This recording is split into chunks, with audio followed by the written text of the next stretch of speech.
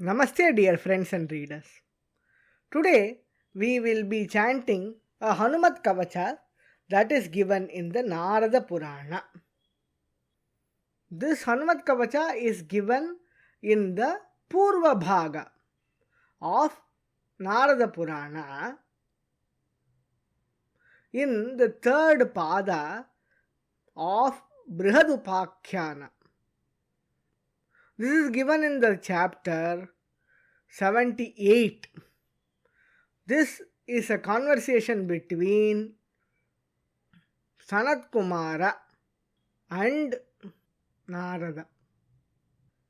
Sanat Kumara uvacha Kartaviryasya kavacham kathitam te munishvara moha vidhvamsanam jaitram मारुतेः कवचं शृणु यस्य सन्धारणात् सद्यः सर्वे नश्यन्त्युपद्रवाः भूतप्रेतारिजं दुःखं नाशमेति न संशयः एकदाहं गतो द्रष्टुं रामं रमयतां वरम् आनन्दवनिका संस्थं ध्यायन्तं स्वात्मनः पदम् तत्र रामं रमानाथं पूजितं त्रिदशेश्वरैः नमस्कृत्य तदादिष्टमासनं स्थितवान् पुरः तत्र सर्वं मया वृत्तं रावणस्य वधान्तकं पृष्टं प्रोवाच राजेन्द्रः श्रीरामः स्वयमादरात् ततः कथान्ते भगवान् मारुतेः कवचं ददौ मह्यं तत्ते प्रवक्ष्यामि न प्रकाश्यं हि कुत्रचित् भविष्यदेतन्निर्दिष्टं बालभावेन Narada श्रीरामेणाञ्जनासूनोः भुक्तिमुक्तिप्रदायकम्. Here, Sri Sanat Kumara says he once went to meet Rama in Anandavanika, where he is worshipped by all the gods. And there he had a conversation with Rama, where Sanat Kumara asked Rama about everything that happened till the killing of Ravana. And Rama himself narrated everything to Sanat Kumara. And after that narration, Sri Rama gave this divine Kavacha of Hanuman to Sanat Kumara. The Kavacha starts. Hanuman purvatah patu dakshine pavanatmajaha पातु प्रतीच्यामक्षघ्नः सौम्ये सागरतारकः ऊर्ध्वं पातु कपिश्रेष्ठः केसरिप्रियनन्दनः अधस्थाद् विष्णुभक्तस्तु पातु मध्ये च पावनिः लङ्काविदाहकः पातु सर्वापद्भ्यो निरन्तरम् सुग्रीव सचिवः पातु मस्तकं वायुनन्दनः भालं पातु महावीरो भ्रुवोर्मध्ये निरन्तरं नेत्रे छायापहारी च पातु नः प्लवगेश्वरः कपोलौ कर्णमूले च पातु श्रीरामकिङ्करः नासाग्रमञ्जनासूनुः पातु वक्त्रं हरीश्वरः पातु कंठे तु दैत्यारिः स्कन्धौ पातु सुरारिजित् भुजौ पातु महातेजाः करौ च चरणायुधः नखान्नखायुधः पातु कुक्षौ पातु कपीश्वरः वक्षो मुद्रापहारी च पातु पार्श्वे भुजायुधः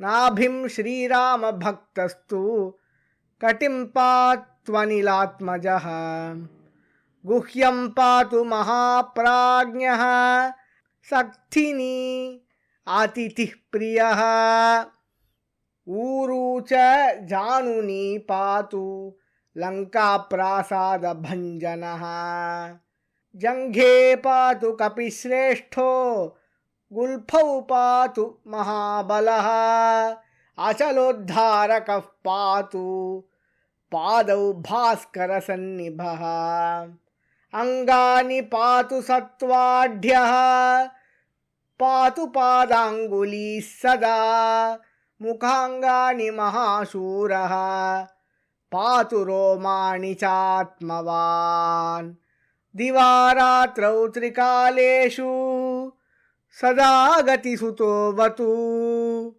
स्थितं व्रजन्तं आसीनं पिबन्तं जक्षतं कपिः लोकोत्तरगुणः श्रीमान् पातु त्र्यम्बकसम्भवः प्रमत्तमप्रमत्तं वा शयानं गहनेऽम्बुनि स्थलेऽन्तरिक्षे ह्यग्नौ वा पर्वते सागरे द्रुमे संग्रामे संकटे घोरे विराट रूपधरोऽवतु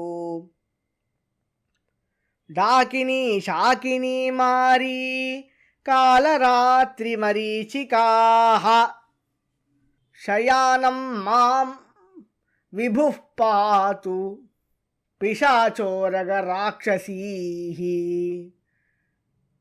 दिव्यदेहधरो धीमान् सर्वसत्त्वभयङ्करः साधकेन्द्रावनः शश्वत् पातु सर्वत एव माम् यद्रूपं भीषणं दृष्ट्वा पलायन्ते भयानकाः स सर्वरूपः सर्वज्ञः सृष्टिस्थितिकरोऽवतु स्वयं ब्रह्मा स्वयं विष्णुः साक्षात् देवो महेश्वरः सूर्यमण्डलगः श्रीदः पातु कालत्रयेऽपि माम् यस्य शब्दमुपाकर्ण्य दैत्यदानवराक्षसाः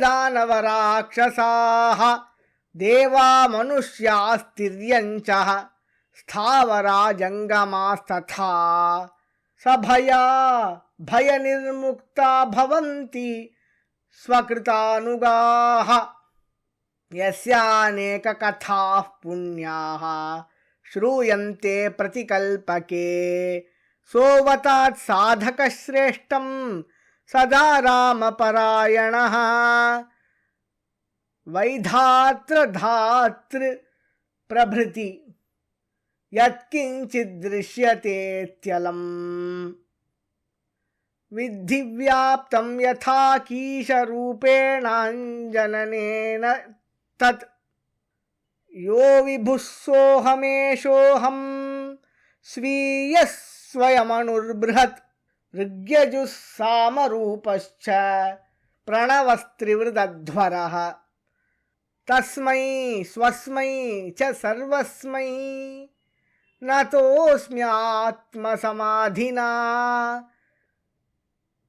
अनेकानंत ब्रह्मांडधृते ब्रह्मस्वरूपिणे समीरणात्मने तस्मै नतोऽस्म्यात्मस्वरूपिणे नमो हनुमते तस्मै नमो मारुतसूनवे नमः श्रीरामभक्ताय श्यामाय महते नमः नमो वानरवीराय सुग्रीवसख्यकारिणे लङ्काविदाहनायाथ महासागरतारिणे सीताशोकविनाशाय राममुद्राधराय च रावणान्तनिदानाय नमः सर्वोत्तरात्मने मेघनादमखध्वंसकारणाय नमो नमः अशोकवनविध्वंसकारिणे जयदायिने वायुपुत्राय वीराय आकाशोदरगामिने वनपालशिरच्छेत्रे लङ्काप्रासादभञ्जिने ज्वलत्काञ्चनवर्णाय दीर्घलाङ्गूलधारिणे सौमित्रिजयदात्रे च रामदूताय ते नमः। अक्षस्य वधकर्त्रे च ब्रह्मशस्त्रनिवारिणे लक्ष्मणाङ्गमहाशक्तिजातक्षतविनाशिने रक्षोघ्नाय रिपुघ्नाय भूतघ्नाय नमो नमः। ऋक्षवानरवीरौघप्रासादाय नमो नमः। परसैन्यबलघ्नाय शस्त्रास्त्रघ्नाय ते नमः। विषघ्नाय द्विषघ्नाय भयघ्नाय नमो नमः। महारिपुभयघ्नाय भक्तत्राणैककारिणे परप्रेरितमन्त्राणां स्तम्भकारिणे पयःपाषाणतरणकारणाय नमो नमः। बालार्कमण्डलग्रासकारिणे दुःखहारिणे नखायुधाय भीमाय दन्तायुधधराय च विहङ्गमाय शर्वाय वज्रदेहाय ते नमः। प्रतिग्रामस्थितायाथ भूतप्रेतवधार्थिने करस्थशैलशस्त्राय रामशस्त्राय ते नमः। कौपीनवाससेतुभ्यं रामभक्तिरताय च दक्षिणाशाभास्कराय सतां चन्द्रोदयात्मने